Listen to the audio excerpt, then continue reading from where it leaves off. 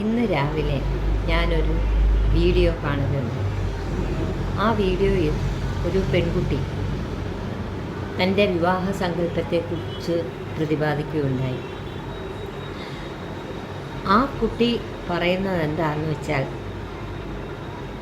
ജീവിതം എൻ്റെയാണ്, ഒരിക്കൽ മാത്രം ഉള്ളതാണ്.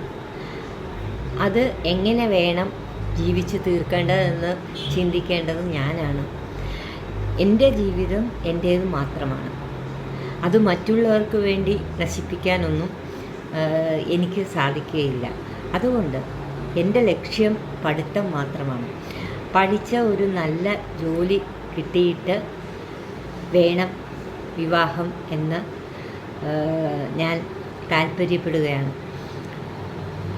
എൻ്റെ ജീവിത പങ്കാളി എന്നും എൻ്റെ കൂടെ ഉണ്ടാകും, എന്നെ നല്ലവണ്ണം സംരക്ഷിക്കും എന്നുള്ള ഉറപ്പ് എനിക്ക് ഇല്ല. കാരണം നമ്മൾ വേറൊരു വീട്ടിലെ സാഹചര്യത്തിലേക്കാണ് പോകുമ്പോൾ അവിടെ ചെന്ന് കഴിഞ്ഞാൽ നമ്മുടെ സാഹചര്യവും അവരുടെ സാഹചര്യവുമായിട്ട് ഒത്തുപോകുമോ എന്നൊക്കെ ചിന്തിക്കുകയാണ്.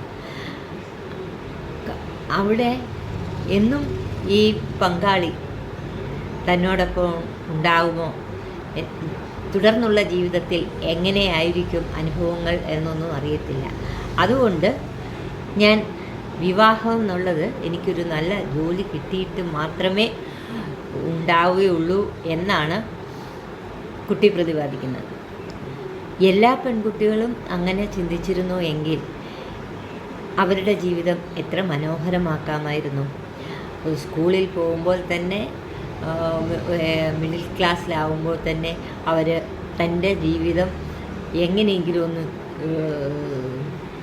ഇഷ്ടത്തിനനുസരിച്ച് ജീവിച്ചു തീർക്കാനാണ് ആഗ്രഹിക്കുന്നത്. പറഞ്ഞത് ശരിയാണ്.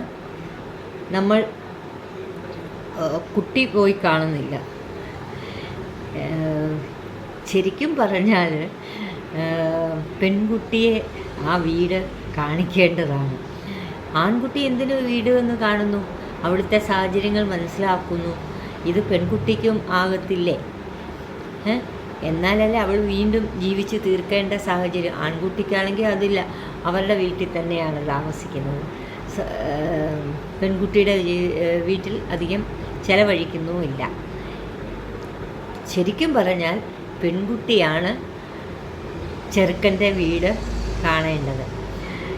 ഇത് വളരെ വിരോധാഭാസം നിറഞ്ഞ കാര്യമാണ്. മറ്റുള്ള ബന്ധുക്കൾ പോയി കാണുകയും ചെയ്തിട്ട് ഒരു സുപ്രഭാതത്തിൽ വിവാഹത്തിന് ശേഷം പുതിയൊരു സാഹചര്യത്തിലേക്ക് ചെല്ലുകയാണ്. അത് എങ്ങനെയുള്ള സാഹചര്യമാണ് അവരുമായിട്ട് പൊരുത്തപ്പെടാൻ സാധിക്കുമോ?